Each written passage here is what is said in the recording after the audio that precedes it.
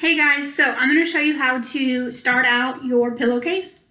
After you have ironed your fabric and cut both pieces to the proper sizes, we need to pin both pieces of fabric together.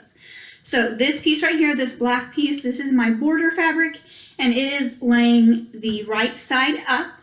So the proper side that you want to see at the end is facing upwards. I'm going to get my main fabric. And the main fabric needs to be having the wrong side facing up. So this is the proper side, and this is the wrong side that's kind of faded. So now I'm going to use my fingers and approximately just place my two pieces of fabric together, just kind of like this. And now I need to pin it together. So I've got my pins here, and starting at one end, I'm going to pin my fabrics together on the long side. So I match the 40.5-inch side on my borders with the 40.5-inch side on my main fabric. So I match those together, and I'm going to pin all the way down. So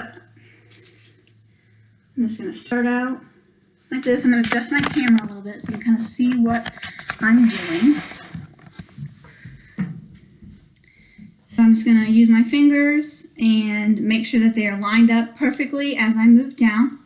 You want to make sure that your pins are perpendicular to this edge.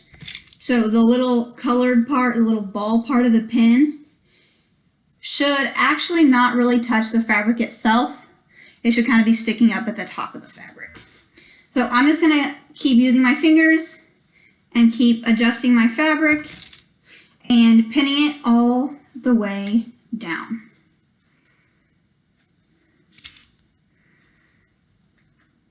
You only need a pin about every 2 or 3 inches or so. You don't need a ton of pins. But again, before I put a pin in, I'm going to adjust my fabric and make sure that the edges are lining up properly.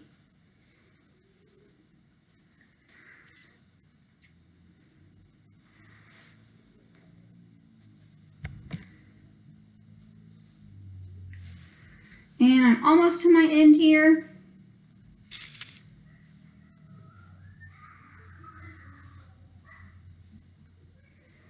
And I'm going to make sure I have one pin right on the edge.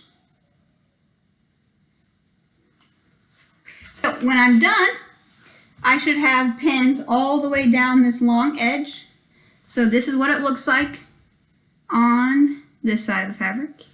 And this is what it looks like on this side of the fabric. So I'm going to lay it back down. I'm going to have my border piece, my solid black color facing down. And then we're going to go to the next step.